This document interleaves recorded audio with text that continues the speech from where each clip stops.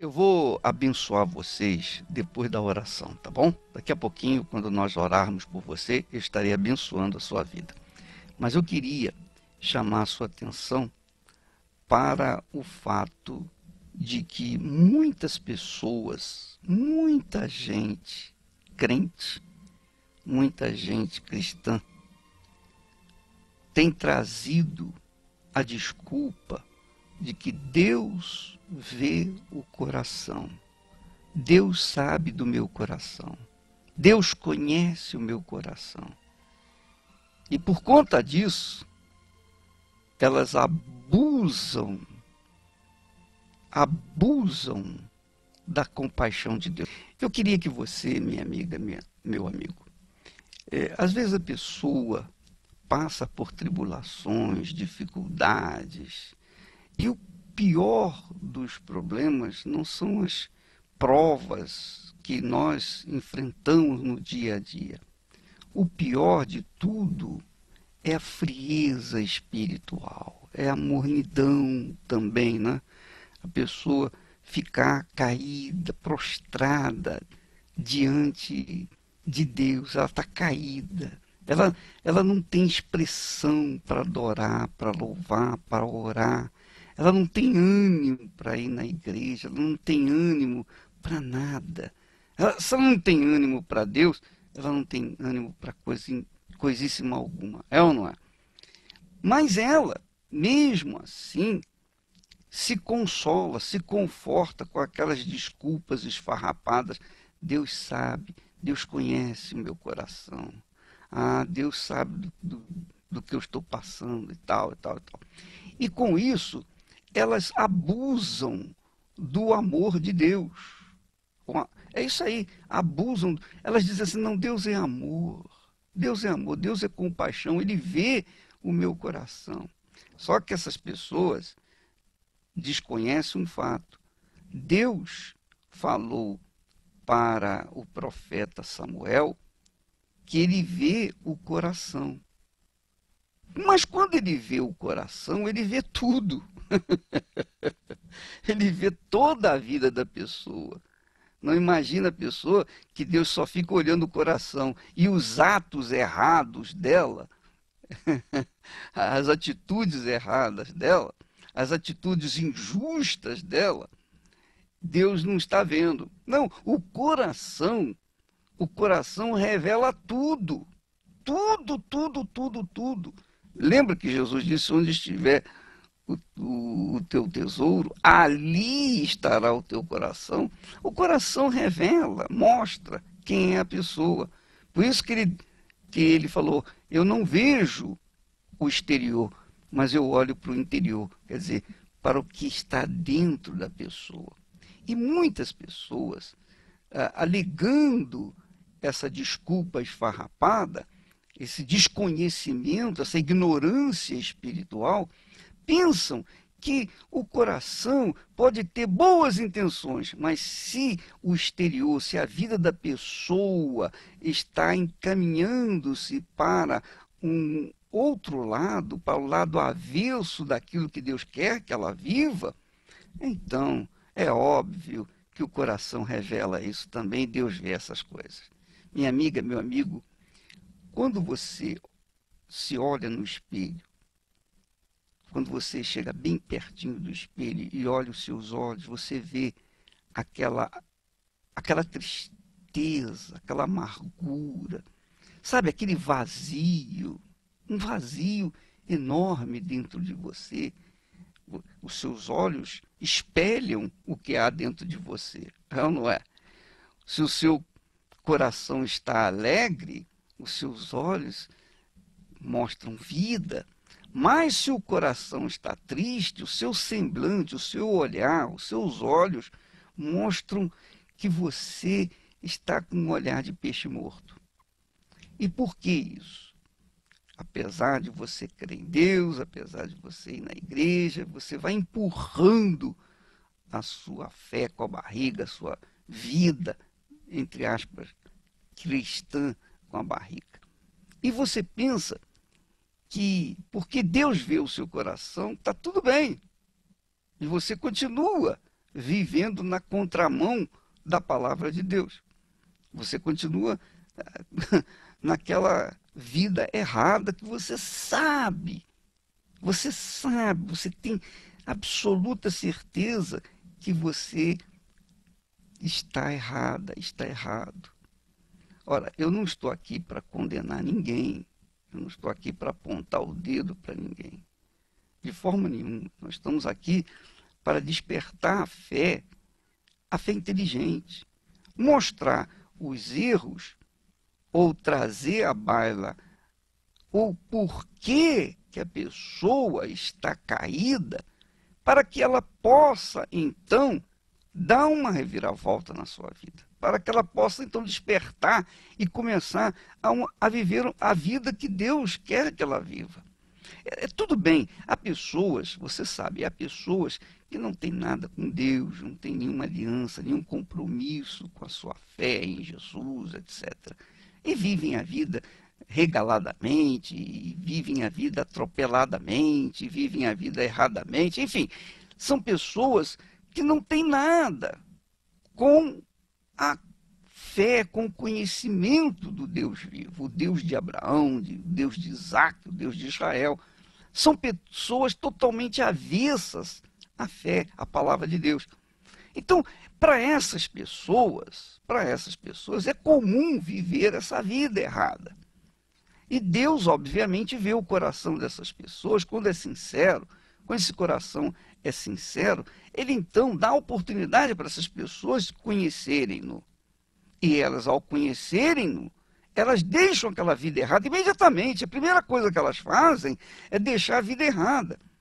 É deixar a vida que não condiz com a fé cristã para trás e começar uma atitude correta. Então você vê, por exemplo, Raabe era uma dessas mulheres. Ela era cafetina. Ela era, em princípio, prostituta, mas depois ela passou a ser dona do prostíbulo, chefe das prostitutas. Quer dizer, ela era pior do que as prostitutas. Todas elas. Mas ela entrou na genealogia do Senhor Jesus. Ela foi honrada por Deus. Por quê? Porque apesar dela estar naquela vida errada, ela não conhecia nada de Deus. Mas quando ela ouviu falar do Deus de Abraão, do Deus de Isaac, do Deus de Israel, imediatamente ela aderiu à fé. Ela associou-se com o povo de Deus. Ela ajudou os espias de Israel. E, obviamente, ela foi salva, sua família foi salva e teve o privilégio de estar na genealogia de Jesus. Que coisa maravilhosa, não é verdade? Pois bem, minha amiga, meu amigo, isso acontece com todas as pessoas que estão vivendo no pecado, que podem encontrar a salvação, o perdão, podem encontrar o Deus de Abraão, o Deus de Isaac e de Israel.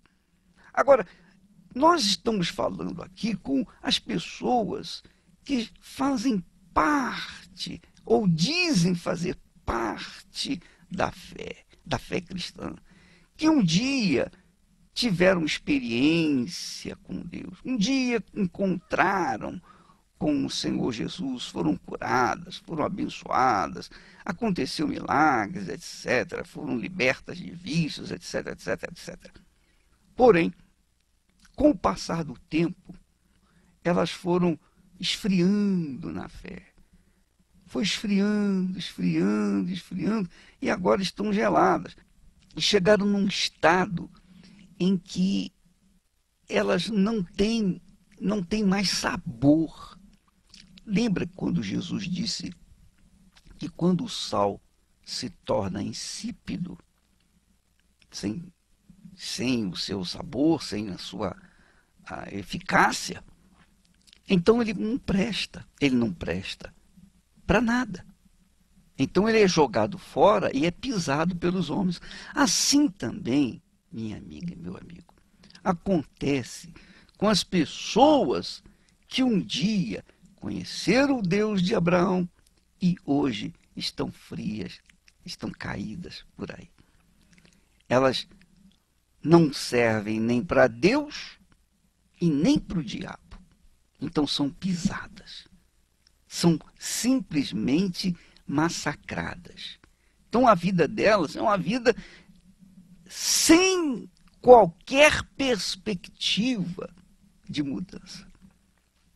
Mas por conta do amor grande de Deus, da compaixão, da misericórdia dele, minha amiga e meu amigo, há chance para você. Só pelo fato de você estar ouvindo essa programação, que é um costume, né? Todos os dias, a essa hora, nós estamos conversando, nós estamos falando das coisas de Deus, estamos orando, e você, estando fria ou não, você participa. Por quê? Porque você ainda tem dentro de si, você conserva dentro de si um resquício de fé. Então, essa fé, por menor que seja, é um sinal do Espírito Santo para você se recompor, se reabilitar. É para você, minha amiga, mudar de vida. Você tem chance, porque se por acaso você tivesse caído num desespero total, completo, se não houvesse mais chance para você, você não estaria ouvindo essa programação. É ou não é? Você não estaria ouvindo, você não queria ouvir mais nada, você estaria, como se diz, largada de tudo, deixando o vento levar para onde quiser. Minha amiga, se há essa fé, por menor que seja, meu amigo, que você me ouve neste momento, você está atento a essas palavras, é porque Deus está lhe dando uma chance, uma oportunidade de ouro para que você possa se reabilitar. Jesus sempre, sempre está com as mãos estendidas para aqueles que o buscam, que o desejam. E essa fé, digamos assim, essa fezinha que está dentro de você, é um sinal que Deus está disponível para atendê-la. Se você quiser minha ajuda, minha amiga, meu amigo, então vamos unir a nossa fé. Faça de contas, imagine agora que nós estamos juntinhos, né?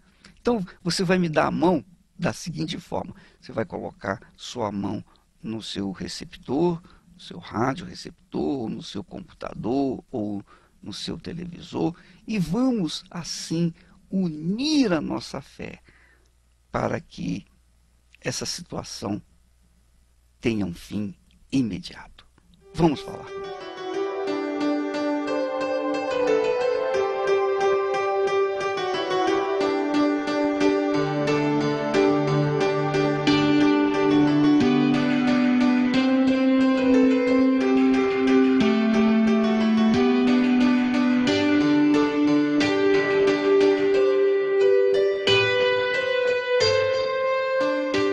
Meu Pai querido e amado, bendito seja o teu nome, engrandecido, glorificado, exaltado, magnificado é o teu nome. Eu te louvo, meu Senhor, porque eu tenho esse privilégio de chegar diante de ti como teu servo, ainda que cheio de defeitos, de falhas, de erros. Ainda assim, nós conservamos esse vínculo contigo. Meu Senhor, eu seguro no meu computador, neste instante, como se eu estivesse segurando a mão dessa criatura que me ouve. E eu posso compreendê-la, meu Senhor. Assim como o Senhor a compreende, o Senhor a ama, embora odeie os seus atos errados, a sua vida errada.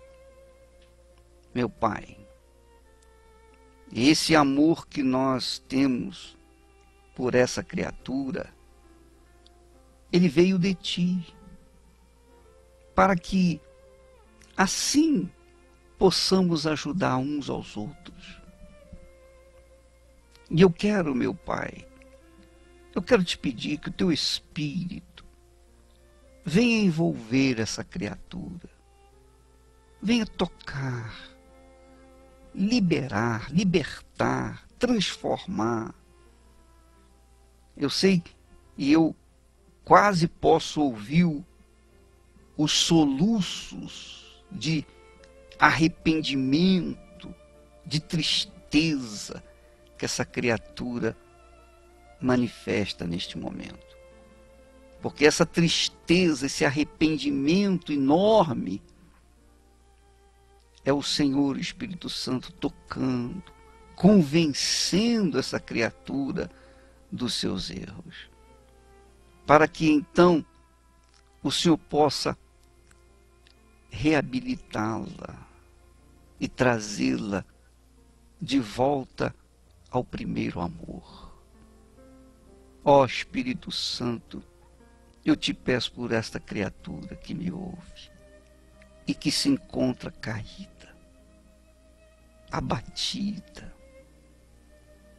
desesperada, desorientada.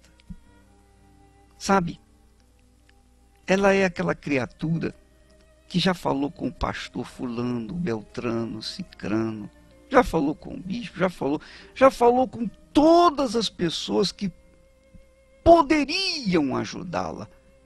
E nenhuma dessas pessoas pôde ajudá-la. Nenhuma delas teve uma palavra que viesse ao encontro da sua dor, da sua necessidade espiritual. Mas neste momento, o Senhor Espírito Santo, o Senhor mesmo a convence, o Senhor mesmo toca, o Senhor mesmo traz a palavra capaz de curá-la. E eu sei que o Senhor está fazendo isso, meu Pai, porque o Senhor não tem prazer na morte de ninguém. O Senhor não tem prazer nem na morte dos perversos, quanto mais daquelas pessoas que um dia estiveram bem, mas hoje estão caídas. Eu te peço, Espírito Santo, levante essa pessoa. Não importa quem seja ela, não importa o grau de instrução, de cultura, condição social, ela é uma alma, meu Pai. Aos teus olhos não existe homem nem mulher, não existe branco nem negro, não existe nem nacional nem estrangeiro, não existe rico nem pobre.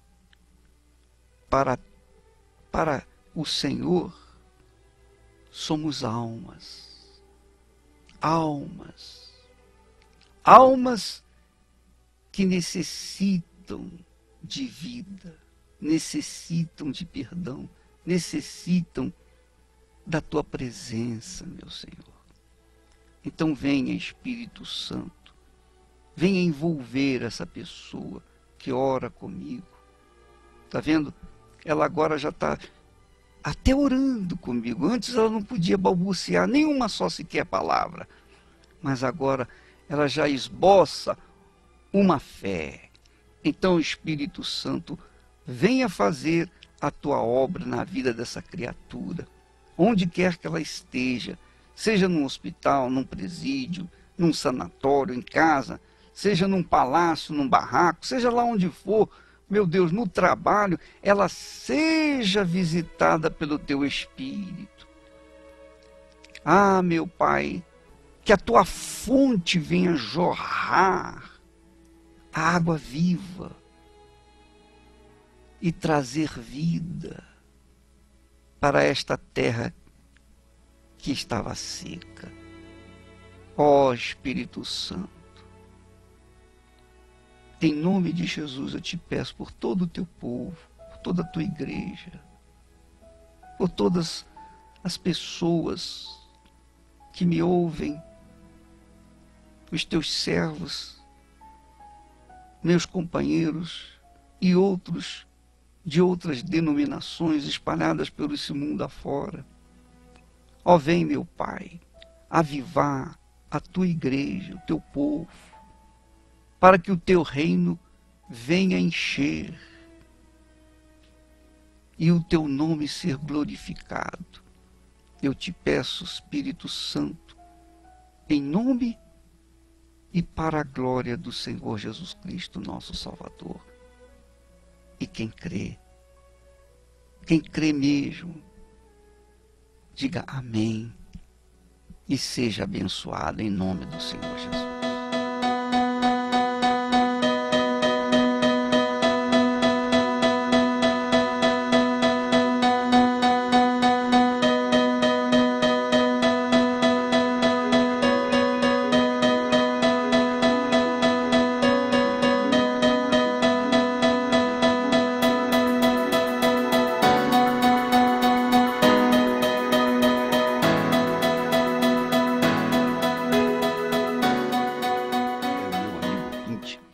Nós estaremos amanhã, e esse é um convite que eu faço especial para as pessoas que têm se perguntado, meu Deus, não param as provações, não param as aflições, eu vivo na tribulação, parece que a minha vida está no meio do vendaval, de uma tempestade, não para nunca essa tempestade. É verdade, é verdade. Então, amanhã nós estaremos falando sobre esse assunto, provação. Por que a provação? Você sabe que a provação é um teste, né? Provação é um teste. Quando a pessoa passa pela provação, passa pelo teste, ela é aprovada. Quando ela não passa pelo teste, ela é desaprovada. E ninguém quer ser desaprovado, não é verdade? Todo mundo quer ser aprovado. Amanhã nós estaremos tratando desse assunto aqui na João Dias, 1800, em Santo Amaro. Você é o nosso convidado a partir das 8 horas em ponto. Nós estaremos falando desse assunto. Aliás, nós vamos falar a partir das 8 em ponto. Se você chegar um pouquinho atrasado, você vai perder o fio da meada. Mas nós vamos começar às 8 em ponto falando sobre as tribulações, as provações, a vida apertada que as pessoas têm. Poxa, eu tenho crido em Jesus, eu tenho feito os meus votos, eu tenho, enfim, participado, eu tenho feito meus sacrifícios, mas parece que parece que os céus são de ferro, de aço. A gente fala, não tem resposta. Minha amiga, meu amigo, Paulo também fez a mesma coisa. Poxa, já orei 3 vezes para que o Senhor me tirasse esse espinho. 3 vezes, Paulo, o apóstolo Paulo. Né? Imagine a gente, né, que não chega aos pés dele. Então, de qualquer forma, nós estaremos falando sobre esse assunto amanhã às 8 da noite, aqui na João Dias. E vamos ficando por aqui. Que Deus abençoe a todos em nome do Senhor Jesus. Amém.